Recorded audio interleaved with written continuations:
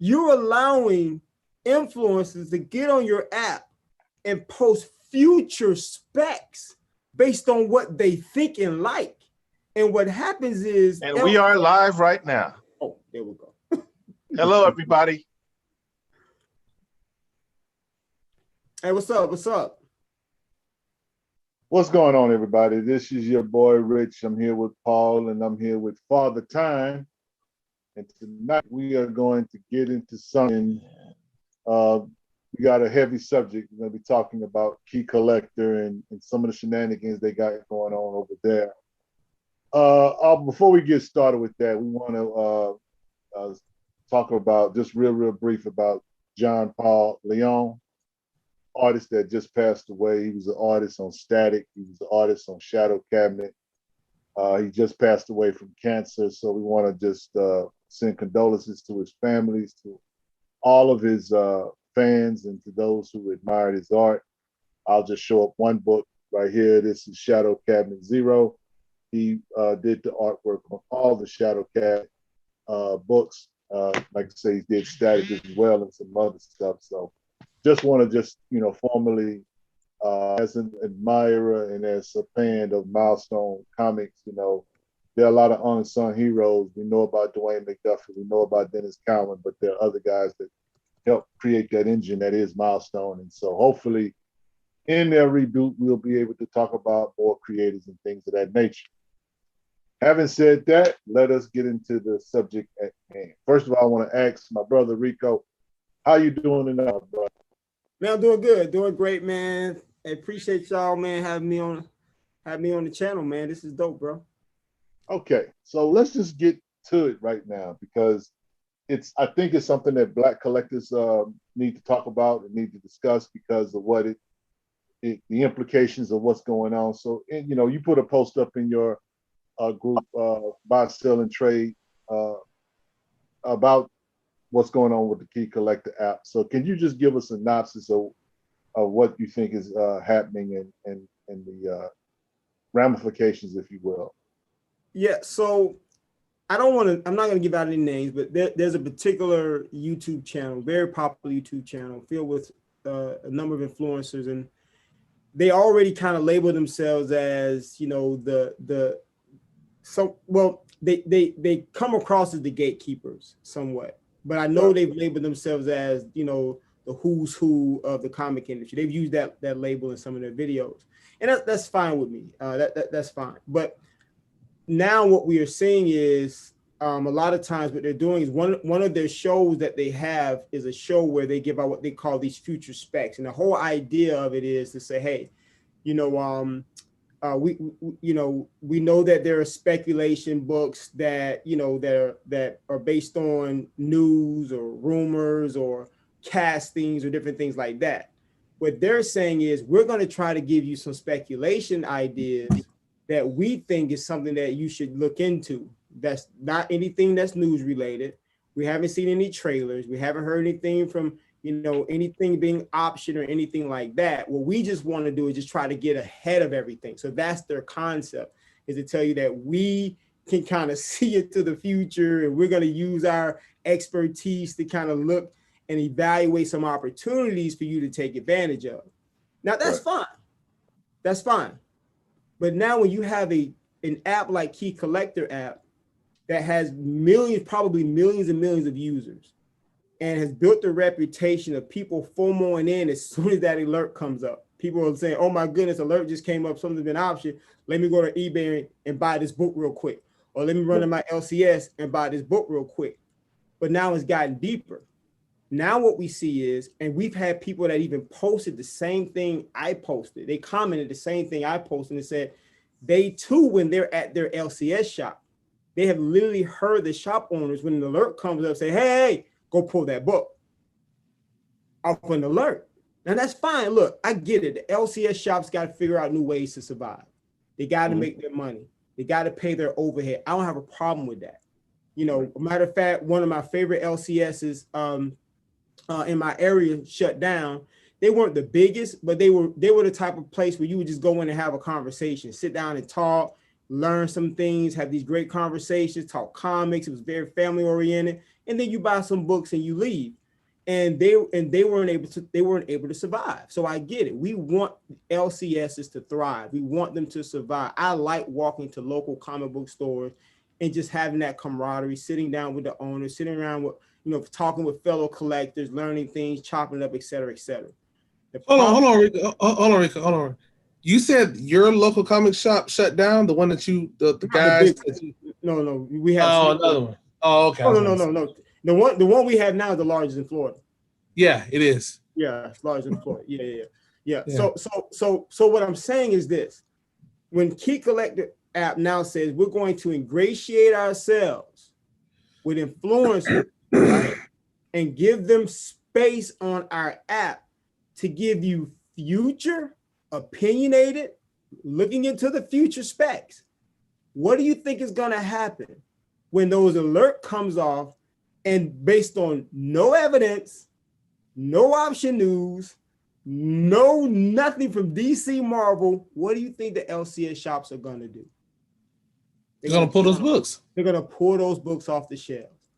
That completely disrupts the love of the hunt that we have as collectors when we're able to go into a dollar bin or go into a place or go into a long box or a short box and find that gem, because those gems won't be there, possibly because maybe they did see into the future in 12 months or in 8 months or in 6 months. But now the collectors have no opportunity to get those books because it's not based on any evidence. It's not based on any real news. It's just based on these guys saying we're masters of the spec world, and what we're going to do is we have this insight, this opinionated insight that you all can profit on. And this is the most important thing. This is the thing that really bugs me. And I've heard some of them say this. What do you think they do when they go onto their YouTube channel and they post these books? What's the first thing they're going to do? They're going to accumulate and buy as many books as they can. Absolutely. They're not going to talk about these books and they don't have it. They're not going to do that. I've seen them do it. I'm not going to list the channel. I've literally heard them say it and list them do it. Matter of fact, I've seen one guy say, before I tell you, let me finish ordering as many books as I can online. And then he tells everybody. And that's a problem. And that's what I'm saying. To me, that's a huge problem. I think it's reckless. And I think it's going to be, I think it's careless by the app to allow people to come in and give opinionated specs, not based on any evidence. Gotcha. I'll tell you what. Go ahead, Hirsch. I've seen some interesting movements by Key Collector in general, to where 1 week he was partnering up with Comics Tom, being on the show. And I think they kind of still have a little something. And then I saw Comics Tom partner up with CBSI. And CBSI, says a lot of things, but CBSI, to a certain extent, would you agree, do they control the market to a certain extent or no? I would say, okay, so you have CBSI, right? And a part of CBSI, if I'm not mistaken, is, I think Tales from the Flip Side is kind of connected to Comic Book Invest, right? Are we talking about Comic Book Invest? I'm not sure they are connected, but I'm pretty sure somebody over there knows each other. I think they're connected because I know when they do their Friday list, the list that they do with the top list comes from comicbookinvest.com. Now I know throughout the week they might run independently. So I think independently they're their own entity, from my understanding. I don't think they're like an extension or anything like that of CBSI, but I know that there's some type of relation. I just feel like this. We know that there's some type of relationship because on Fridays when they give the top 10 and they do the 2 honorable mentions, that come from the CBSI list. That's posted on their website, the top 10. That's every Friday. So I was talking with Richard and Paul about this earlier, and we were trying to come up with something to talk about in your post drop. We were discussing it. Now that this is fixing, now that this is happening, probably some more stuff will happen. Probably some more stuff will happen. There will be some type of fallout because of all this. People might start murmuring and saying, yeah, Tales for the Flip Side had me going in this direction, and this ain't really pan out. And I'm pretty sure they can say that about Key Collector, but what can we do? What can we do as speculators? Because there might be some books that we, damn, it might have been on our head to go grab. But just what do you do in a moment like this? What can I'm gonna give you an example. and I don't mind saying a book that I love. I've shared this for years. One of my favorite characters, and it's not a big deal. I have so many of his books. It's Mosaic. I got almost all his main variants. His second Prince. That's one of my favorite characters. Like, probably one of my top 10 favorite characters, Mosaic. And all of a sudden, one of the things they gave as a future spec was one of the guys was like, "Hey man, I'm gonna put Mosaic on my list." Immediately, that book started spiking. Immediately, that book on eBay. Think about it. The book, I'm telling you that same day when that video came out, the book started spiking. It's only two reasons it's going to spike. Either they have enough followers that have those books already on eBay or have those books ready to put on eBay and they put them up at an inflated price, or you already had people who was quote unquote speculating it that already had the books also and say, you know what, let me go ahead and put this on my list. And since I'm going to put it on my list and know people are going to automatically go to eBay and buy it, let me go ahead and dump some of my books at the same time. So what can we do though? Like that this is happening. What can we do is there a way to counter this? Can we, because at a certain point right now, Key Collector is dominated. Key Collector is the new Overstreet. like Steven likes to, he likes Overstreet, but they're the new Wizard. They're the new everything. Like 2 years ago, like you could go to any comic book spot and people would trash Key Collector sucks. I hate it. And now those same people are like, yo, I got it. I'm a subscriber. I'm gonna get this book. Like, so I'm thinking, like, where does this leave us? Is this going to pop the bubble? Like, what's going on? This is the best way to explain the Key Collector comic app. Key Collector comic is Netflix. Overstreet is Blockbuster. That's the best way to explain it. And the reason why I'm saying is that technology always trumps technology. Google trump Yahoo, Facebook trump MySpace, and Netflix trump Blockbuster. Blockbuster was a brick and mortar, more traditional operation. Unfortunately, they had a chance to buy Netflix. A lot of people forget about that. They said, nah, we're not going to buy Netflix. And all of a sudden, Netflix put them out of business because Netflix was innovating. And it was innovating to the times that we're in. We're in a digital landscape. We're dealing with content. Content fuels everything now. So they're the Netflix to Overstreet's Blockbuster. With that said, they're every single day, they're gaining market share. Just gaining. And look, what Old Boy was able to do by building this platform was genius. I'm gonna keep it 100. And again, I don't have problem with the platform. I don't necessarily. I have the free version. The database is useful. They have quick insights, like I post, like I shared in my post. If you're trying to find some information quickly, they have it. He built an exhaustive database, and I applaud him for that. It's very useful. It's handy. What I don't like is the fact that he's giving real estate, digital real estate, to influencers to give what he called prospect top lists based on nothing but their quote unquote foresight. That can end up being extremely careless because it sends off once it posts, alert comes off. When that alert comes off, do you think an LCS cares that it's just some future spec that some guy is in his bedroom is thinking about that might go big? He's like, no, if this is a possibility from the app, they know, listen carefully, they know that because Key Collector comic app has such a huge subscriber list, they automatically know that every single person subscribed to it is going to now do what? Go looking for that book. So it's to their advantage. I get it. It's to the shop's advantage to say, well, you know what? I'm going to pull it out the dollar bin. I'm going to pull it from those long boxes and I'm going to put it on my shelf now. I'm going to put it on the wall now. So when you come in, instead of it being $2 or $1, I'm going to go on eBay and see what it's selling for now. And that's where they're going to post it at. And that's what I'm saying. That's the problem. Now, No, I'm saying, what can we do? Like, granted, this is happening. This is just it's very informative, but I'm wondering, like, as people that take specs from each other every now and then, That's not all what we do. Obviously, some people like yourself are more to more of the historic books. Everybody has their niche with inside this niche, but like, what can we do to protect ourselves? Maybe I should have asked that. I think just educate. Look, my thing is, I think right now, the train is the train is off the tracks. I'm just being real with you. The train, because look, again, he owns he has the market share on the collective market as it relates to people identifying first appearances, people identifying origin stories, people identifying all the unique value propositions for certain books that might be able to differentiate one book from another that says, oh, this is an opportunity. It really should be the key investor app. It shouldn't really be a key collector app, because people kind of get now, I'll take that back.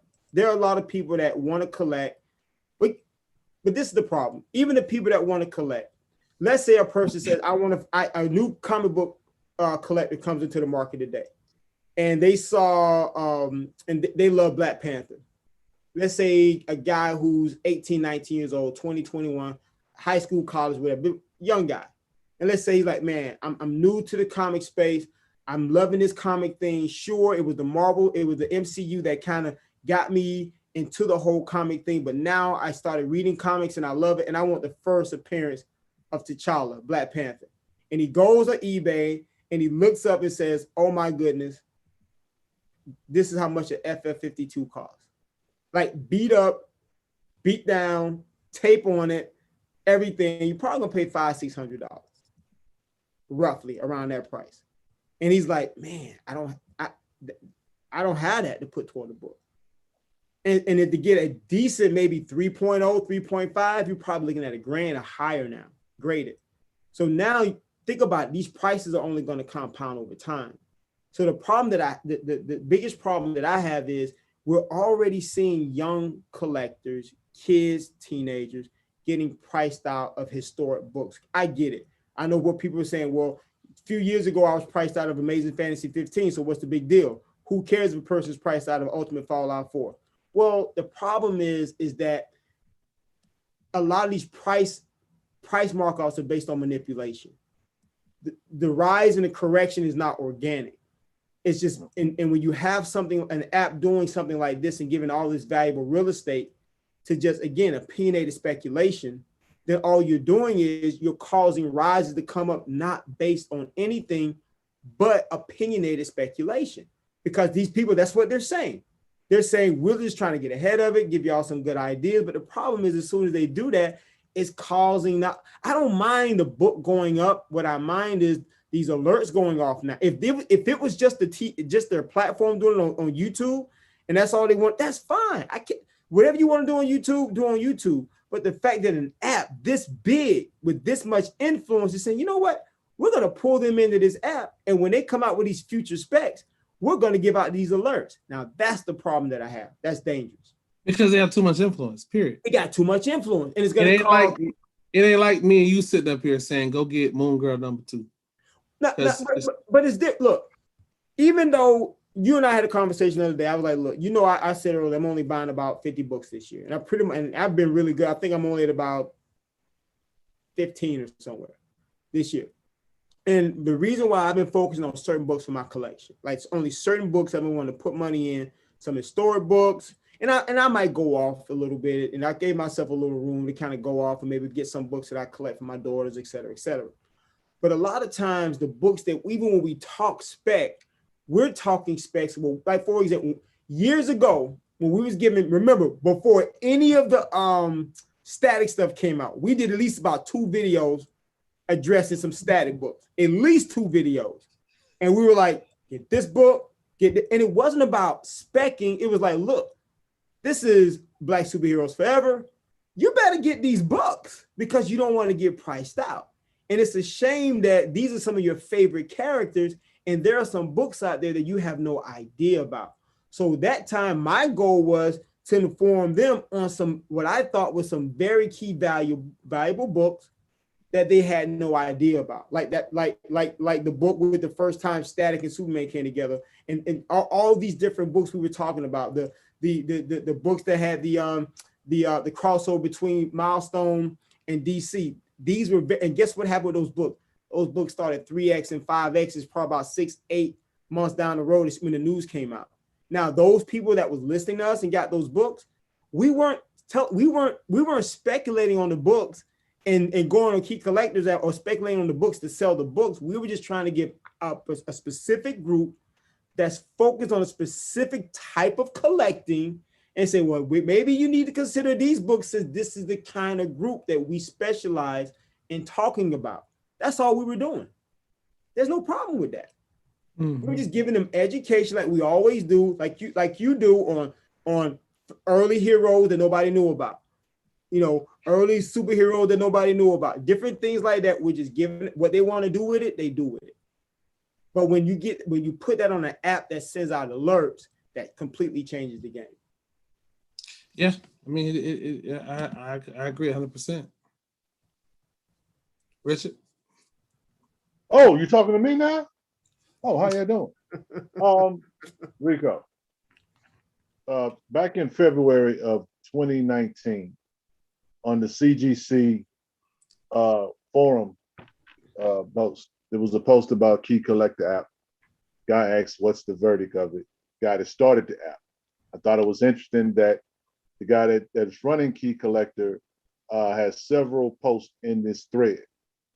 To your point, you made mention about young collectors who come in and don't know where to start. And so the whole idea is that it's driving them to go get these key books or try to get these key books. But like you said, a lot of times they're priced out of these big books or whatever, or these key books. And it causes a problem for young guys in the sense that, they'll lead a hobby out of frustration because they can't get what, this app says you got to go out and get, or you should go out and get. So when it comes to the spec and situation, Reggie Collect did a video talking with a guy, and he was basically saying that there are not comic heads in the investment side of comics. The guys who invest in cards, trading cards, different things are in the comic book space. And these are the guys that are actually, to your point, buying up all these books, snatching these books from these key alerts and influencing the market. And so when you have people that have no skin in the game, making these, these grabs, the problem, of course, is with these guys that make these certain predictions or whatever. But what about those guys who have the long bread to go out and snatch a whole long box of Hulk 181 or a long box of Fantastic 452 to manipulate the market? I mean, how do you think we approach that? You know what I'm saying? Because to your point, it's not just them talking about Key Collector and guys that are influencers. It's guys coming into the comic book space that are also doing this damage as well. Okay, so great question. This is how I would answer that.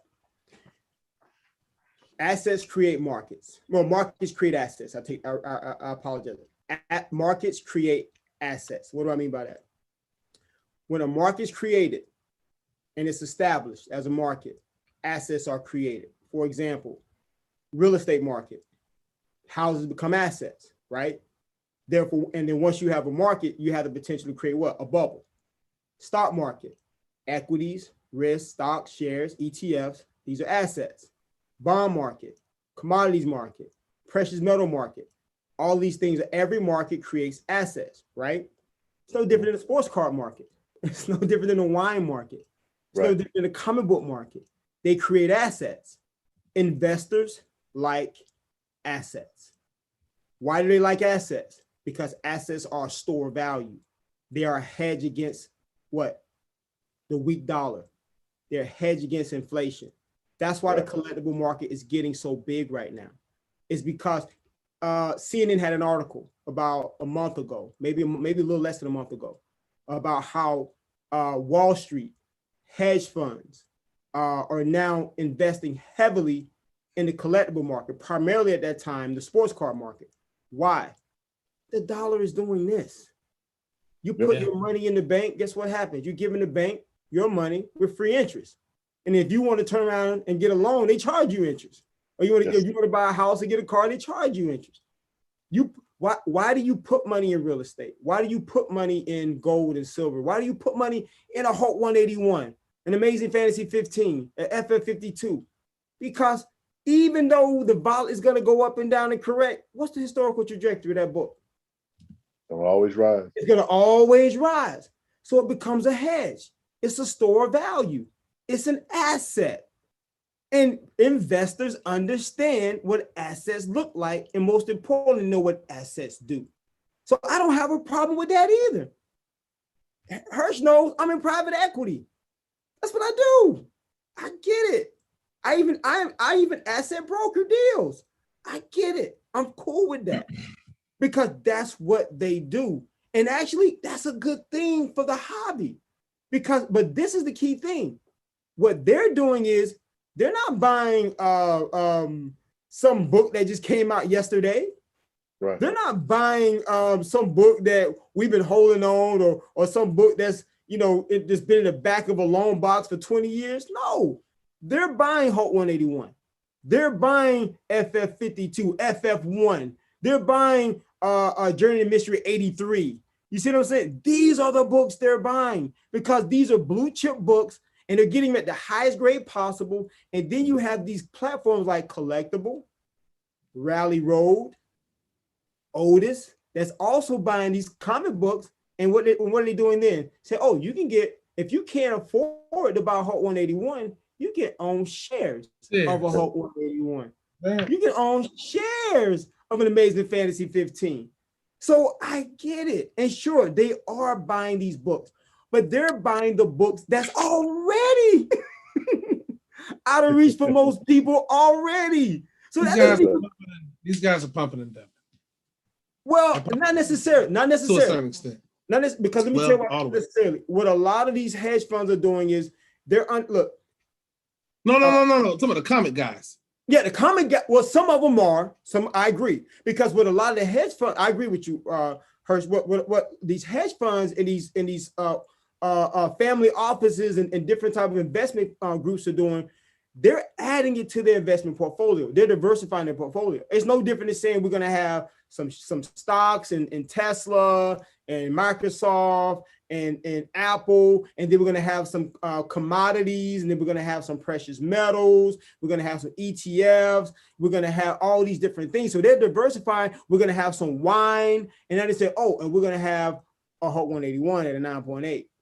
We're going to have a AF15 at a 6.5.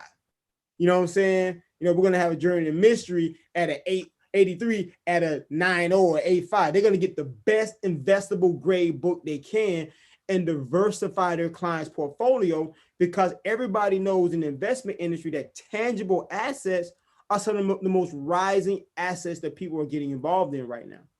And especially any assets that are gradable assets, coins or numismatics, what they call it, graded coins, graded comics, graded sports cards. It's not by accident that LeBron James, one of his rare cards, I think was a PSA. No, it wasn't a PSA, it was a BGS 9, if I'm not mistaken, sold for $5.2 million just a few days ago. $5.2 million.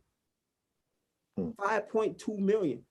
Well, I don't care if there's an alert on Key Collector app that's telling me about it. Oh, about an AF Amazing Fantasy 15. Only a few people can buy that book anyway. Right. But if you're giving, again, future opinionated specs, and I understand what Reggie's saying, but what I have a problem with is the future opinionated, what they call prospect list by these quote unquote influencers that's just giving some type of guidance on what they think is a good idea. I think that's careless because what it's doing is not allowing the market to grow and correct organically, and it's crushing the opportunity to hunt and collect for books that normally would not have even spiked. They're spiking prematurely, and that's my problem.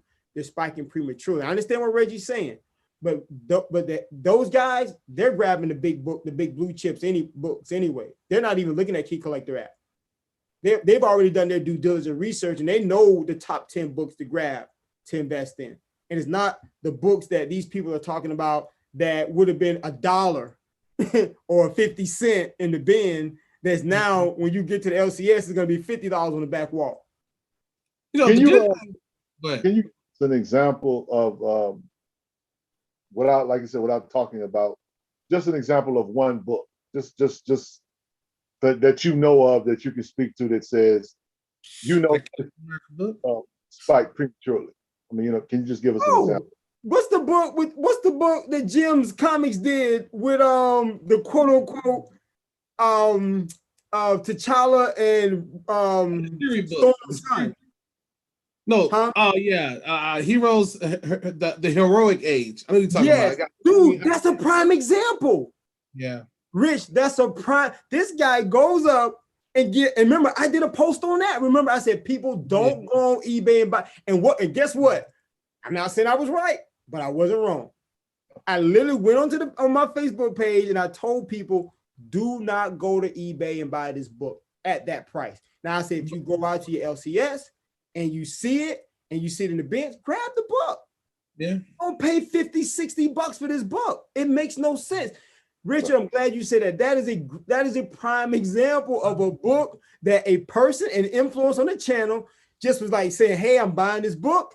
And guess what? Key Collector app, what do? They put that alert out, and the comic book store I know for a fact my LCS pulled. Matter of fact, I got a story for you. I go to my LCS. I go in the back, I find a book. He looks at me and says, where did you find that book? Not lying. God is my witness. He said, where did you find that book? I'm like, come on, man, I'm Father Time. Where I find the book. These books find me. What you talking about? But that's a true story. So that just shows you he was already upset that I found the book because he thought he pulled them all. And when I went and paid for it, let me tell you what I did. What was so interesting, I paid for the book, and I had some other books. And he said, he gave me my total. I had a bunch of books. They all came for like $8 or something. I handed him a 10, and he was like, man, you got a good deal, man, on that book. I said, but keep the change. You know what I'm saying? I was like, keep the change, bro. You know what I'm saying? I bet you though. Killing. I mean, on the side note, he's making a killing on that app. If he's got you got to pay eBay probably like half. They probably do 50-50, 60-40 something. But let's say he's just taking half, and he got 10,000 people across the globe that's got that app just for 1 month that paid that $2. Oh, he makes some money. Oh, he's making a killing. And you know what? And again, congratulations. I'm not saying it's a bad app. I'm not saying it doesn't provide good information. Let me make sure I say this because I know some people. No. I know y'all get it, but there were some people I think that just didn't understand it because one guy on a comment, most people got it, and plus those that don't get it, I don't really care. But somebody posted, "Hey man, I'm making a killing off that." I don't care if you make it. I saw that dude. I want you to make a killing on that.